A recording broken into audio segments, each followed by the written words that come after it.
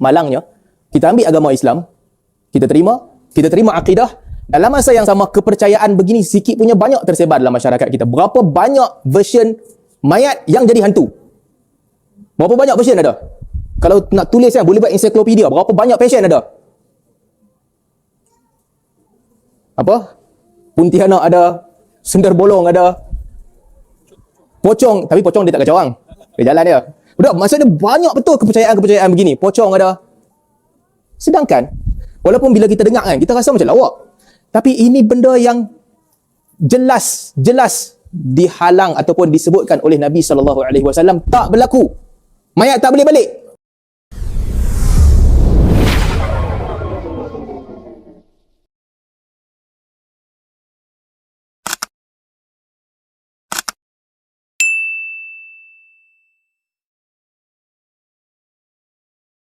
Di antara salah satu fungsi utama Nabi SAW diutuskan adalah untuk membebaskan mereka daripada belenggu, daripada ikatan yang mengikat dan mencengkam mereka. Ini khurafat.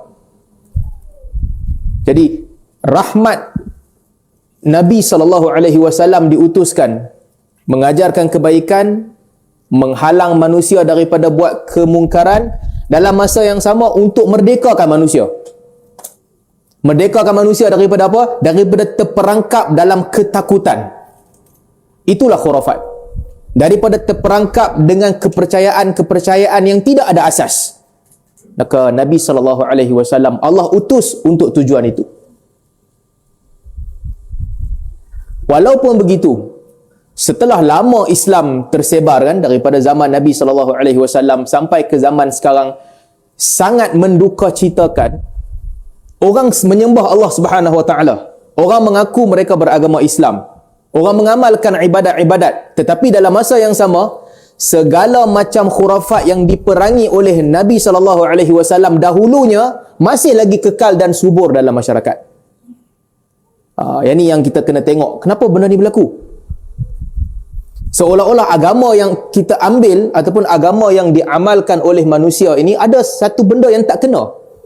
Kita ambil satu juzuk dalam akidah, iaitu juzuk menyembah Allah Subhanahu Wa Taala dan juga tidak menganut agama-agama lain, yang tu kita ambil.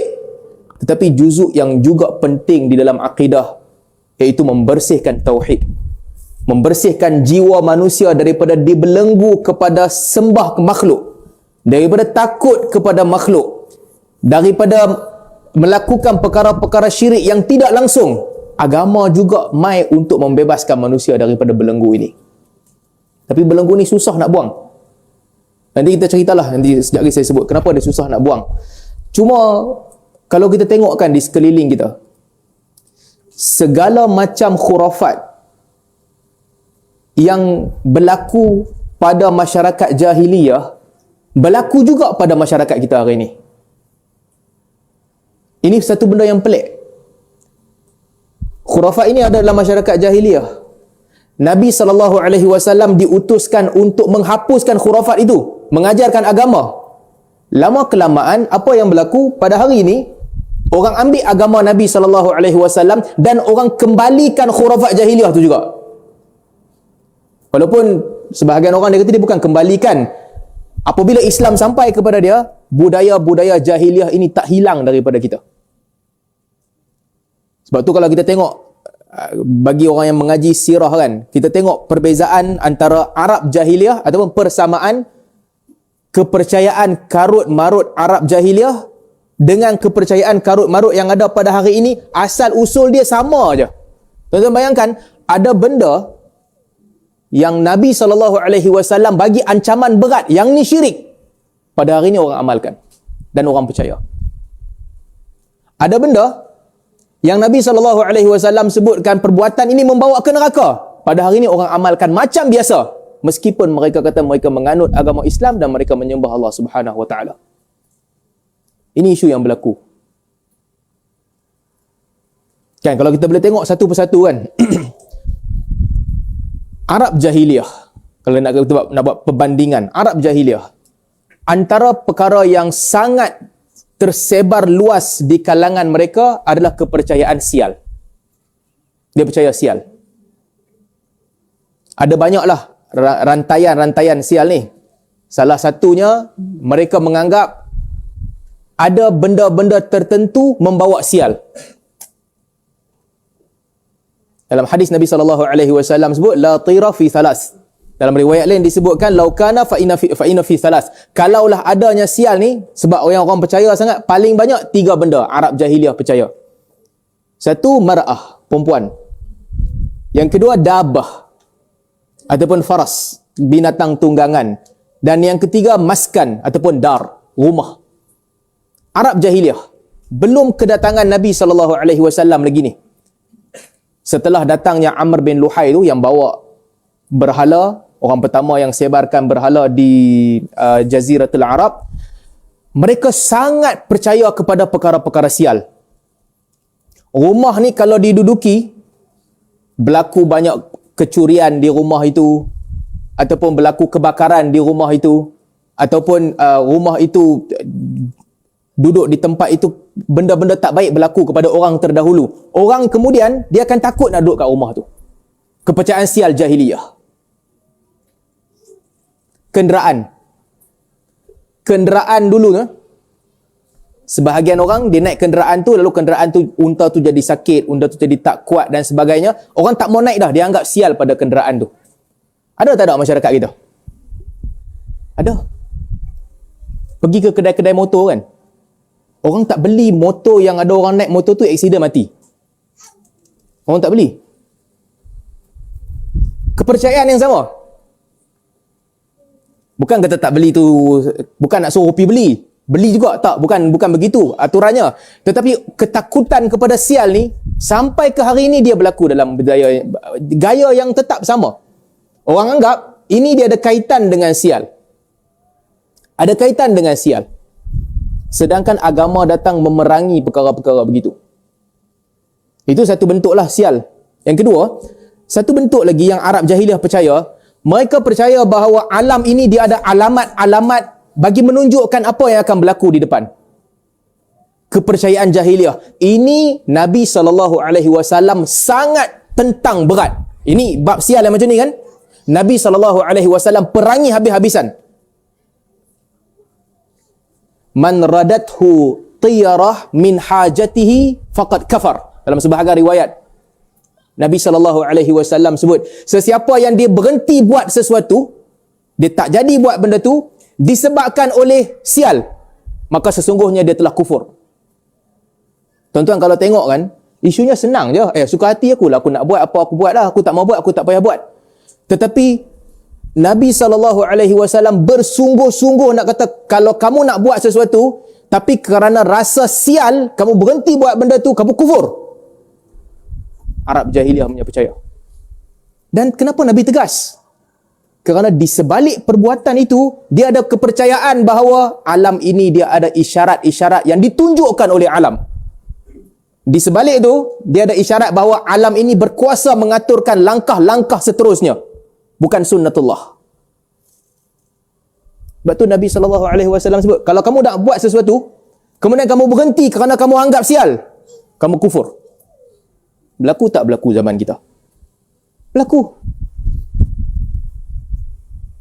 Kita nak keluar rumah kan, tertinggal kunci, patah balik masuk rumah. Nak ambil kunci, terjatuh cawan jatuh. Lepas tu lalah kita fikir, ni macam mana benda tak kena ni. Tak idea keluar. Bibit tu dia ada. Kita menganggap bahawa alam ni dia bagi isyarat. Sebenarnya tidak. Takdir Allah Subhanahu Wa Taala, meskipun hang tertinggal kunci, meskipun cawan pergi jatuh dalam perjalanan hang nak keluar, meskipun hang keluar rumah tersilap pergi pakai slipper bini hang, meskipun semua ni berlaku, itu bukan tanda yang depan ni akan jadi lagi teruk daripada yang sebelum tu. Itu yang agama ajak kita. Tapi kepercayaan ni dia sangat mudah untuk masuk dalam jiwa manusia. Orang anggap sial. Lepas tu kepercayaan jahiliah dulu, mereka nak keluar, antara yang mereka buat, mereka bawa burung, tiyarah. Nak pergi ke mana-mana satu urusan, mereka lepaskan burung tu. Kalau burung tu pergi ke sebelah kanan, mereka kata, okey, ni langkah kanan boleh buat. Burung tu terbang pergi ke sebelah kiri, mereka kata, yang ni tak boleh. Kat depan tu akan mendatang isyarat-isyarat yang tak bagus di depan. Dan ini semua perbuatan-perbuatan yang ditentang oleh agama. Agama datang ni nak bagi bebas manusia, nak abad kat manusia, hampa jangan dibelenggu oleh benda ni. Nak buat apa, buat sahaja. Selagi benda tu halal, buat sahaja. Jangan terikut-ikut dengan isyarat-isyarat begini. Tapi manusia kerana ketakutan dia, kerana kepercayaan dia yang alam ni ada bagi isyarat dan sebagainya, dia terikut-ikut dan juga percaya dengan perkara-perkara sial begitu.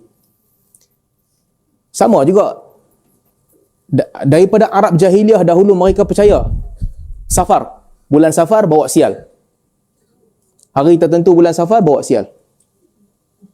Orang dulu-dulu, masyarakat kita pun sama juga. Nak kahwin, elakkan bulan Safar sebab sial. Ini kepercayaan yang ditentang oleh agama, tapi dia tersebar. Itu berkaitan dengan tiyarah. Gantung tangkai. Macam-macam alasan orang bagi.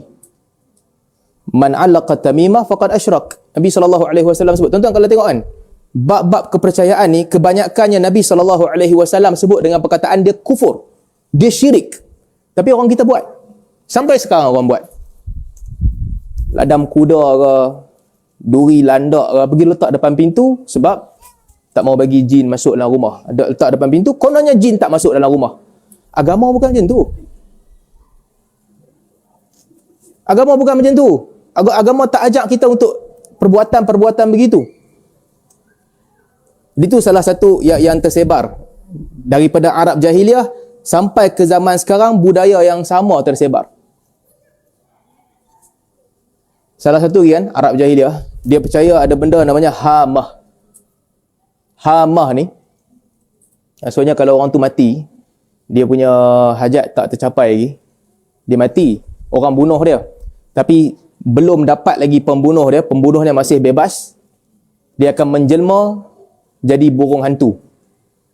Sebahagian cerita pula kata dia akan jadi ulat-ulat, dia akan keluar daripada kubur dia. Malam-malam dia akan sebut, isquni, aku dahaga, bagi aku minum.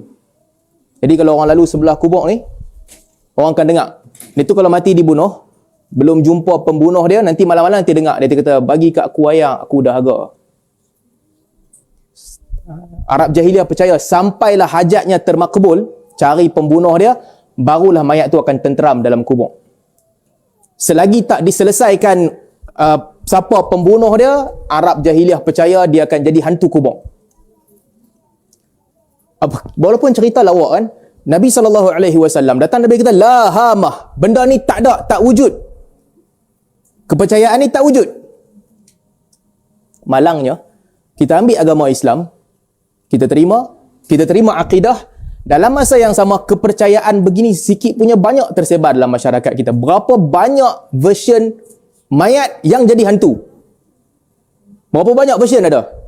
Kalau nak tulis kan, boleh buat ensiklopedia. Berapa banyak passion ada? Apa? Pontianak ada, sundar bolong ada, pocong, tapi pocong dia tak kacau orang. Dia jalan dia. Udah, maksudnya banyak betul kepercayaan-kepercayaan begini. Pocong ada. Sedangkan, walaupun bila kita dengar kan, kita rasa macam lawak. Tapi ini benda yang jelas dihalang ataupun disebutkan oleh Nabi SAW tak berlaku. Mayat tak boleh balik. Wa min waraihim barzakhun ila yaumi yub'atsun. Di hadapan mereka ada barzakh sehingga hari mereka dibangkitkan. Tak boleh, ada dinding. Dia duduk dalam kubur tu lah, dia tak boleh bangkit mai kacau, dia tak boleh bangkit mai dah. Sehingga akhirnya cerita-cerita ketakutan ini dijadikan bahan cerita dan dijadikan bukan hiburan, dijadikan macam mutawatir, semua orang pegang. Ada orang cerita mamat tu dah mati dah, lepas tu dia tu main malam-malam jumpa dia sembang, dia pun tak tahu. Esok tanya orang, semalam aku jumpa dia macam Kak Limah lah kan. Senang cerita macam Kak Limah. Kak Limah dah mati dah. Lepas Kak Limah dah mati, dia pergi kacau Nayan.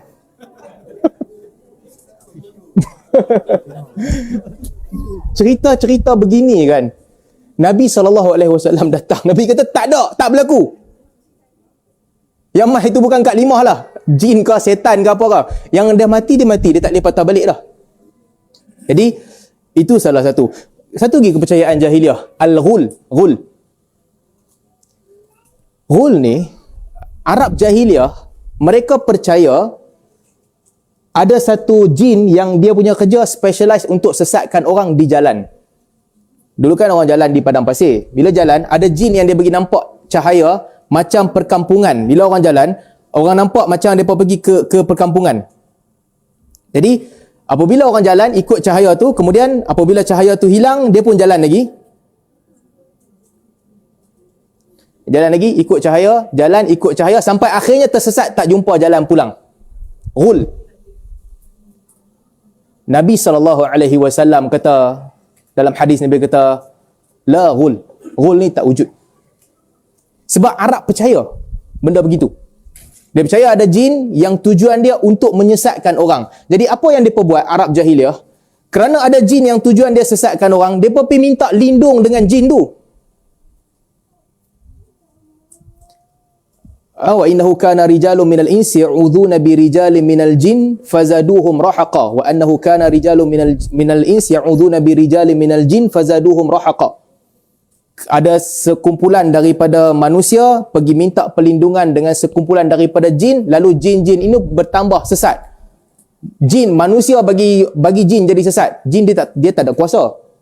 Tapi bila orang kerak sangat, dia pergi minta tolong kat dia kan, minta lindung kat dia, daripada tak ada kuasa, dia rasa, aku tak buat apa-apa pun orang minta tolong juga. Jin pun jadi sesat. Orang punya pasal.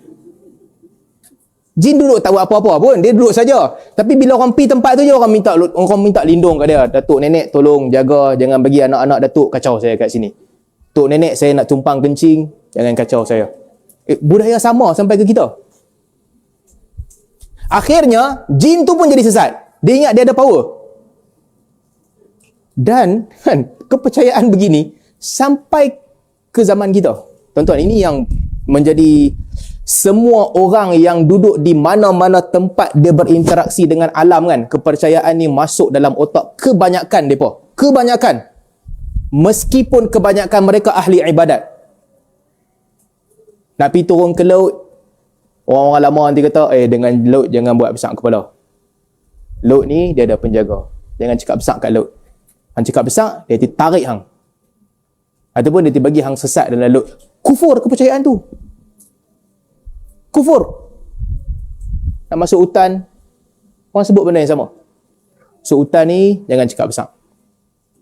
Masuk hutan ni, cakap jangan lebih kurang. Hang cakap lebih kurang, dia timai, dia kacau hang. Kufur. Berapa banyak kepercayaan-kepercayaan ni tersebar. Orang anggap ini macam, jangan lawan. Sehingga orang yang hidup dia memang di hutan, dia takut.